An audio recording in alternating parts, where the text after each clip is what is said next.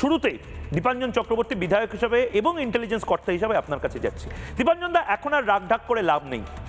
ধর্মেন্দ্র প্রধান কেন রেজিগনেশনটা হঠাৎ করে দিল এবং দেওয়ার সঙ্গে সঙ্গে তিনি লিখলেন যে ভারত বিরোধী শক্তিরা ডমিনেট করতে চেষ্টা করছিল, ভয়ঙ্কর নাশকতার কোনো প্ল্যান ছিল, আমি এগুলো চাইনি বলে আমি স্টেপ ডাউন করছি। কেন প্রধানমন্ত্রী নরেন্দ্র মোদী রাত 12টায়, যেটাকে ইনস্টাগ্রামের ভাষায় গোল্ডেন আওয়ার বলে, একদম জেনজিদের মতন নরেন্দ্র মোদী ইনস্টাগ্রামার হয়ে একের পর এক ভিডিও বম্বিং, বাচ্চারা বলে, ভিডিও বম্বিং করতে শুরু করলেন?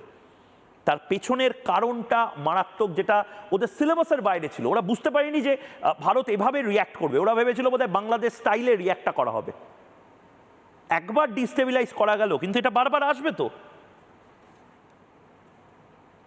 দেখো ময়ূর, ব্যাপারটা যে কথাটা তুমি বলছিলে সিলেবাস বদলে যাওয়া, কারণ ওরা একটা ভুল করে ফেলেছে যে এই দেশটার নাম ভারতবর্ষ। এমনকি কলকাতায় যা হয়েছে, সেই বাংলার মুখ্যমন্ত্রীর নাম মাননীয় শুভেন্দু অধিকারী, এবং ভারতবর্ষে রয়েছেন ব্রহ্মা বিষ্ণু মহেশ্বর বলি আমরা, মোদীজি, অমিত শাহজি এবং ডোভাল স্যার। ব্যাপারটা হচ্ছে, দেখো এটা তো আমরা তোমাদের চ্যানেলে আমরা বারবার আমি বলেছি এই কথাটা, যে এত লাইটলি এদের নেওয়া যাবে না। কারণ আমি সন্ত্রাসবাদীদের সঙ্গে লড়াই করা অনেক সহজ, ডিপ স্টেটের সঙ্গে লড়াই করাটা কিন্তু বেশ কঠিন।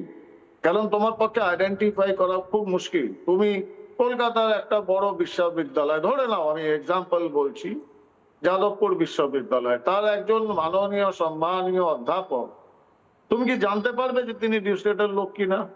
তাইজন কোনো বড় শিল্পী, সাহিত্যিক, তুমি জানতে পারবে তিনি ডিপ স্টেটের লোক কিনা?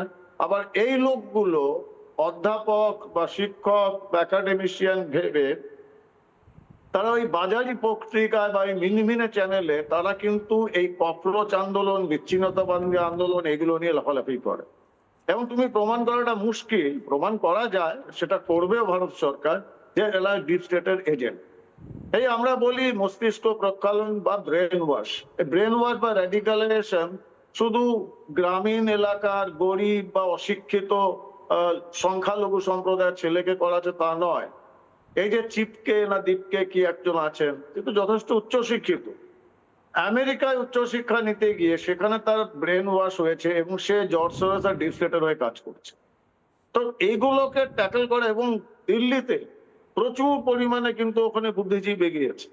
তাহলে এদের সঙ্গে তুমি আজমল কাসাবের মতো ডিল করতে পারবে না, এদের সঙ্গে অন্যভাবে ডিল করা হবে, এবং সেটা ভারত সরকার করছে। দীপাঞ্জন দা, এটা তো খুব মারাত্মক একটা প্ল্যান, ভয়ঙ্কর মারাত্মক একটা প্ল্যান। এই যে বর্ধমানের যে হামিম মণ্ডল, সে পুলিশের ইউনিফর্ম পরে দুদিন আগেই মেজর ঋত্বিক পাল বলছিল যে এটা নাকি জয়েশ বা লস্করের একটা পুরনো স্টাইল, হয় নিজেকে হিন্দু হিসাবে প্রজেক্ট করো বা পুলিশ বা মিলিটারি হিসাবে প্রজেক্ট করে ভিড়ে মিশে গিয়ে কাপুরুষের মতন এই টেরর অ্যাটাকগুলো করো, যাতে কিছু হয়ে গেলে আমাদের দোষ, গৃহযুদ্ধের পরিস্থিতি। না না, হ্যাঁ দেখো ময়ূর, এটা আমি বারবার বলেছি না, আগে আমি তৃণমূলের ব্যাপারে বলতাম এবং এখনো বলছি, আমি ওটা তো স্ট্রিক্ট করছি, বা বামপন্থীরা আমি এখনো স্ট্রিক্ট করছি। আর এই ককরোচটা তো নতুন, এরা একই স্কুলের স্টুডেন্ট। এদের এখন এই মুহূর্তে পশ্চিমবঙ্গকে বা ভারতবর্ষকে ডিস্টেবিলাইজ করতে গেলে একটা বাংলাদেশের মতো আন্দোলন চাই, এবং তার জন্য এদের শবদেহ চাই। যার জন্য সে শবদেহ নিজেদের হোক, সেই শবদেহ নিরীহ ছাত্র বা সাধারণ মানুষের হোক, তাদের শবদেহ চাই। যে আন্দোলনের নামে ভারত সরকার বা পশ্চিমবঙ্গ সরকার গুলি চালিয়ে নাগরিককে হত্যা করেছে। আমি ক্রেডিট দেব দিল্লি পুলিশকে এবং কলকাতা পুলিশকে, তারা সংযম দেখিয়েছেন, কিন্তু এই সংযমটা আমাদের এবারে আরো আক্রমণাত্মক হতে হবে।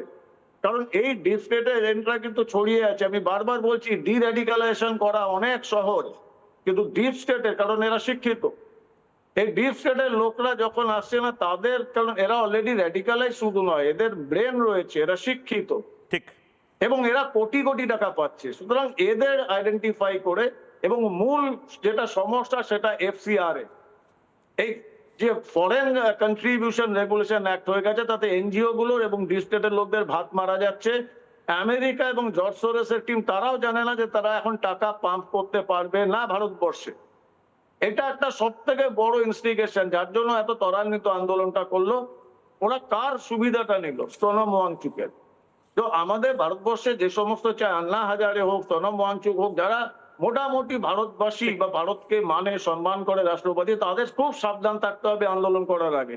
তারা কিন্তু এই অ্যাটম বাম বা এক্সপ্লোসিভটা এই ডিপ স্টেটের এজেন্টদের হাতে ছেড়ে দিচ্ছে, এটা যেন না হয়। ঠিক নানা ধরনের কন্টেন্ট দেখার জন্য লাইক করুন, শেয়ার করুন আমাদের ফেসবুক পেজ, সাবস্ক্রাইব করুন আমাদের ইউটিউব চ্যানেল। পাশাপাশি অন্যান্য ব্রেকিং নিউজের জন্য অবশ্যই চোখ রাখুন রিপাবলিক বাংলায়।